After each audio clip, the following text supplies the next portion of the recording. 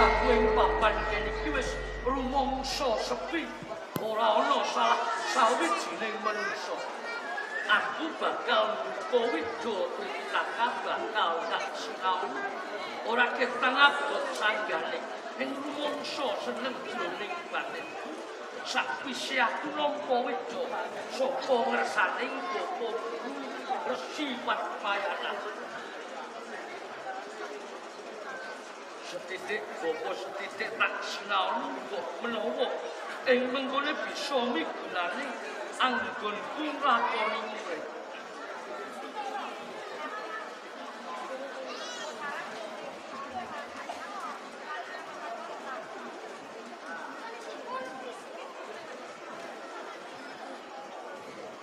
Sampaikan kakang adidaya kakang Majenantra. Jane ana wigati apa nganti sampeyan prepeki lawan aku. Aku mung kepingin ngerti nggonmu nyinaoni widya Tripitaka. Sing duweni kabejan iki kowe. Mung wae antarane kowe lan aku padha murid ana ing Rajasthan. Nek upama besok wis ana karampungan, wis buntas gonmu nyinaoni kitab Tripitaka, wenehke kelawan aku. Sampeyan aja kuwatir, Kang. Lamun mengko aku wis pono, aku wis bisa nyinaoni sakjroning itu, mengko genti-genten bakal tak paringke karo sampeyan. Matur nuwun. Kejaba saka kuwi pancen ana kawigaten tekaku ning papan kene. Mergo dina iki Syadu Dayana ditimbali kawan Bapa Padmayana. Sampeyan iki jane goroh. Apa pancen bener aku tinimbalan ngersaning Bapa Guru? Aku ora ngapusi, aku ora goroh. Pancen Bapa Guru ngersakake supaya kowe sowan. Yen to pancen aku tinimbalan ngersaning Bapa Guru Resi Padmayana. Sawetara aku tak ngadhep, aku sawetara titip widya. Oh, kaya ngono.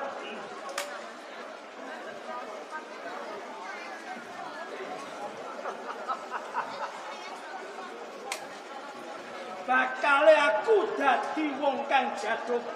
Bakale aku dadi wong kang sepi merga widya Tripitaka saiki wis ana ing tangan Kakang Majenantra. Adidaya, yo sing gedhe pangapuran. Aku tinimbalan ngersaning Bapa Guru, mbok menawa iki ana cantane kelawan widya Tripitaka. Mbok menawa ana sambungane widya mula, widya iki dina tak jaluk. Widya kok jaluk bali?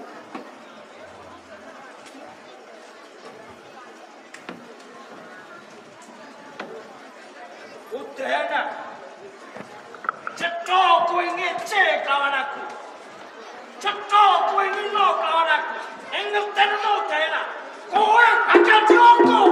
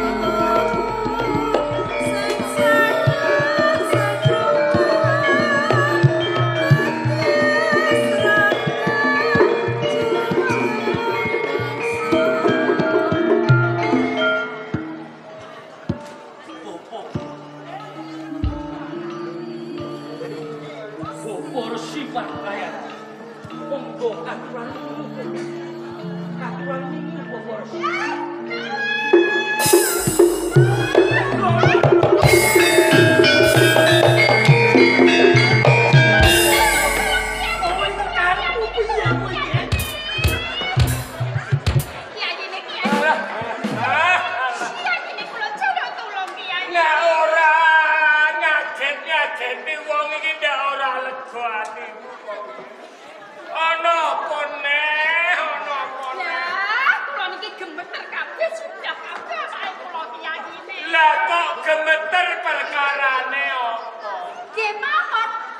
jalukin kados ngaten Udayana murte sampeyan lho kok kebangetan aduh mugi wonten tilam pagulingan lho ngrayang kalian kula jarite kula diodol lho kula cipti prawoso kiyayine kebangetan murid kok kaya ngoten nggih panjenipun leres guru kula ingkang dados seksinipun menawi Udayana badhe awot-awot kalian Nyai Kenara rahayune kok kompet ya nggih Udayana rene apa bener bengi iki kowe arep ngeloni bojoku apa sak luguring kolang kaling pinara sen boten wonten seratanipun kula badhe grayang kalian Nyai Guru Kenara tegese ora boten ora ngono kok Jangan kados pundi to bocahe kandha Kyayine pundi enten maling digangu kok ngaku niku mboten enten kyayine maling tetep sela tetep sela maling najan to nyolong moh ngaku nggih geleme ngaku nek digebuki ngrasakno lara mesti bakal ngaku leres kyayine meneng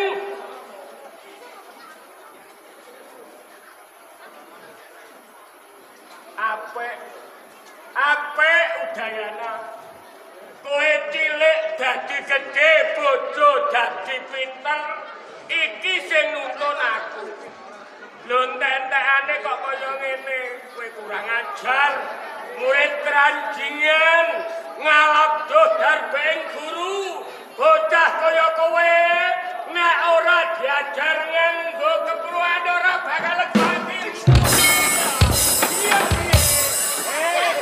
kyayine Tuman aduh Tuman Jangan kados pundi to kyayine lho sing dipacali mboten Udayana kok malah madhe tantra sing sampeyan pacal mboten madhe ta mboten Udayana madhe tantra ingkang sampeyan dugang ingkang sampeyan pancali niki dadi Udayana nanging kula guru nek kowe nggih lara saged wis no penjiran kok nggih kyayine kula nyuwun kalih panjenengan enten murid sing kurang ajar ndak jember-jemberi padepokan dadi contoh murid sing mboten bener kula njaluk Udayana tundung pinggan mawon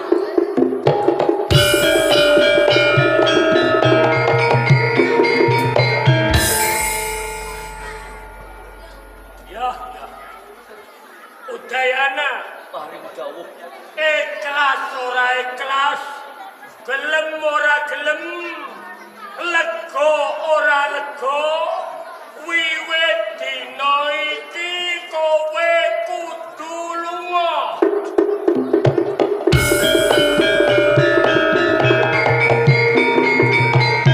guru sifat kaya mongko menanipun kula boten lepat kula boten salah iki kula panjenengan tegelan perkara nundung kuat aja nangis aku malah melu nangis ae kula tasih rasan mapan kyayine jangan kira salahkan omah enten murid sing kurang ajar kok malah jenengake melu nangis bobor sifat kaya kula pun kantil kan para terus panjenengan dapel sabdo pangajian panjenengan Udayana lamun kowe lunga kowe malah selamat nanging nek kowe ora lunga kowe bakal cilaka mergo iki dina Raja Sliman kene lagi gatel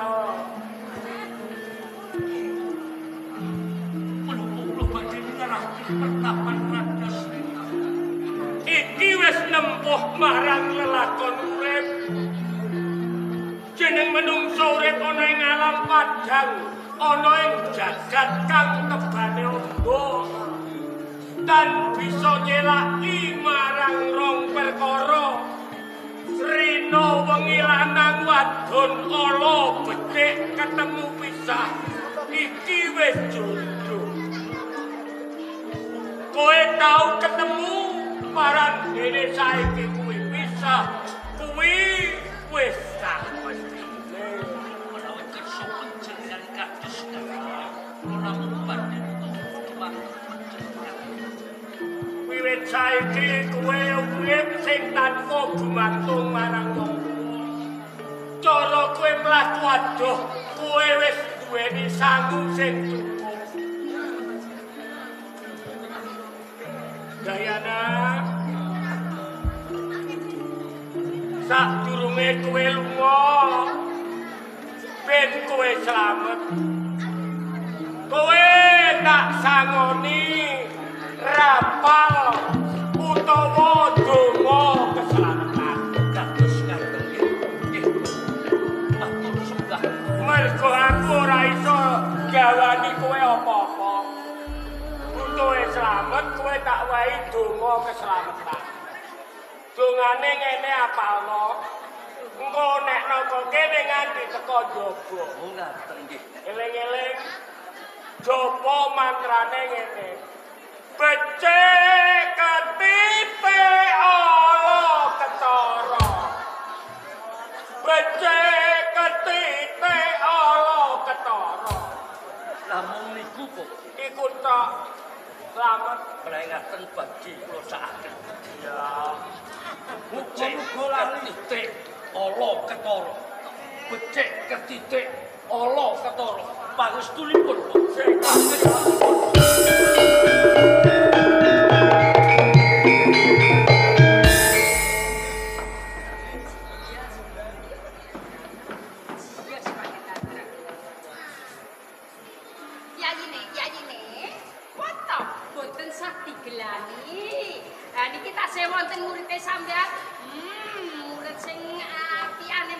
nyawang lungane Udayana kaya sinendal mayang goro aku garing dadaku sesek aku njaluk ngombe nyae Ujuk Kyayine. ngombe aku njaluk Jek Kyayine. Opor si Parwayana ampun dipun penggalih murid wonten atas iman menika mboten namung Udayana nanging tesih wonten kula lan sanesipun ya matur nuwun matur Anggraya Ya, niki lho juane Kyayine enggal dipun unjuk. Niki lho.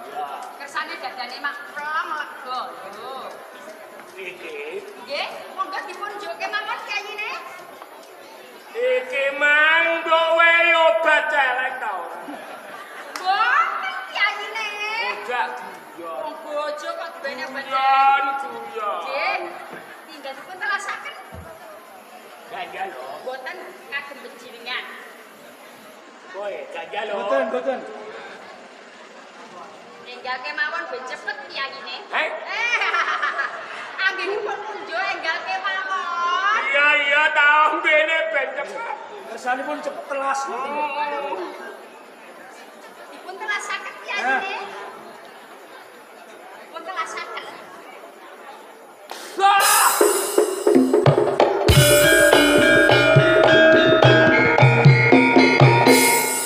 iki racun kenara iki racun kenara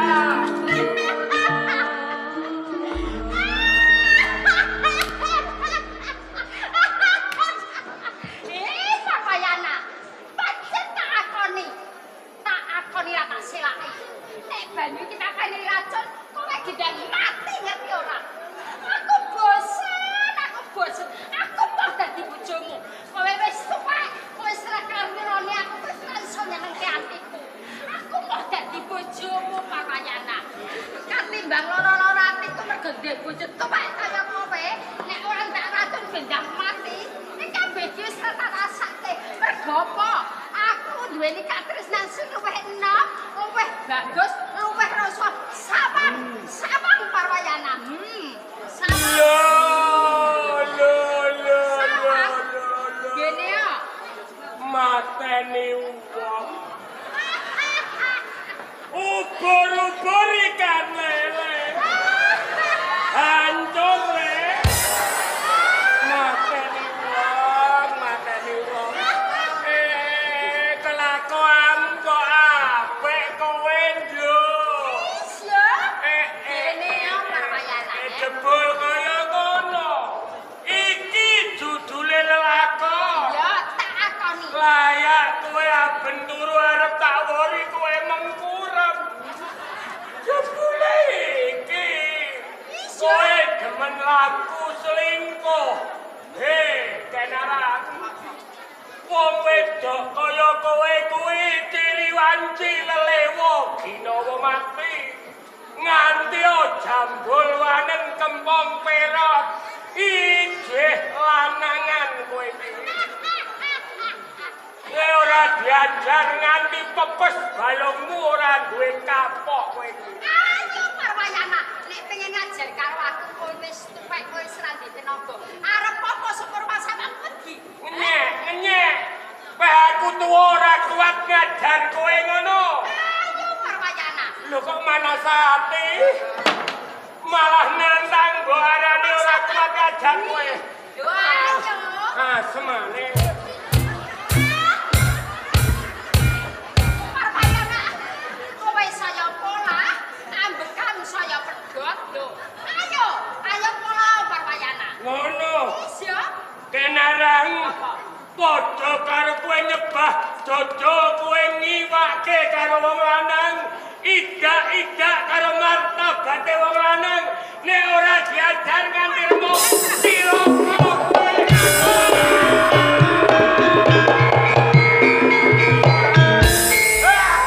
Bener Made Chandra. Aduh.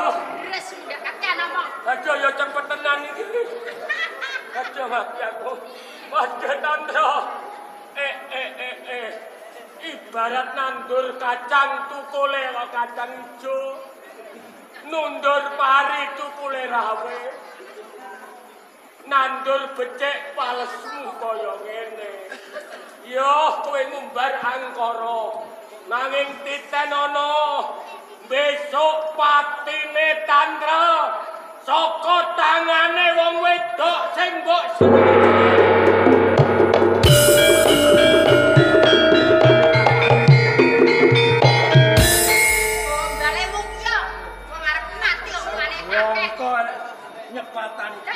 lan kowe kenarang kowe wis bosen de bojo aku kowe kepengin aku mati ben kowe dadi rondo kowe gampang milih wong lanang sing luwih enom yo mesti keturutan aku tetep mati kowe dadi rondo nek kenarang dadi rondo selawase urip kenarang tetep rondo.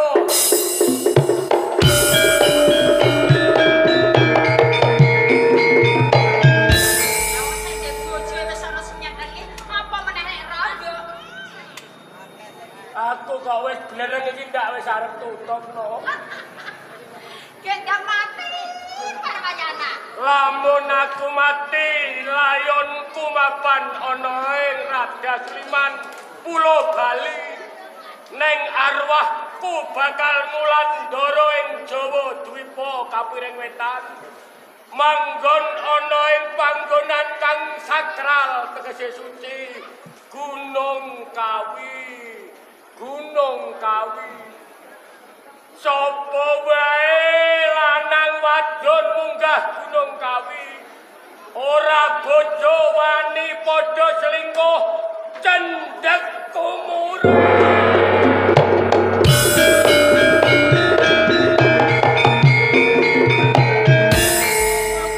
Kabeh Made Chandra rasane angin kok ambes merinding kabeh aku Made Chandra.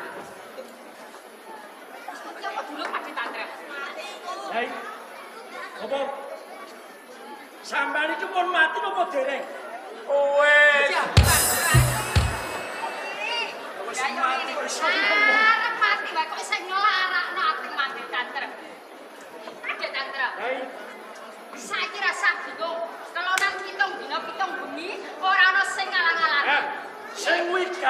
sakniki ngupadi kan Udayana. Kaya ngono? Kitab Tripitaka Ayo wonten golek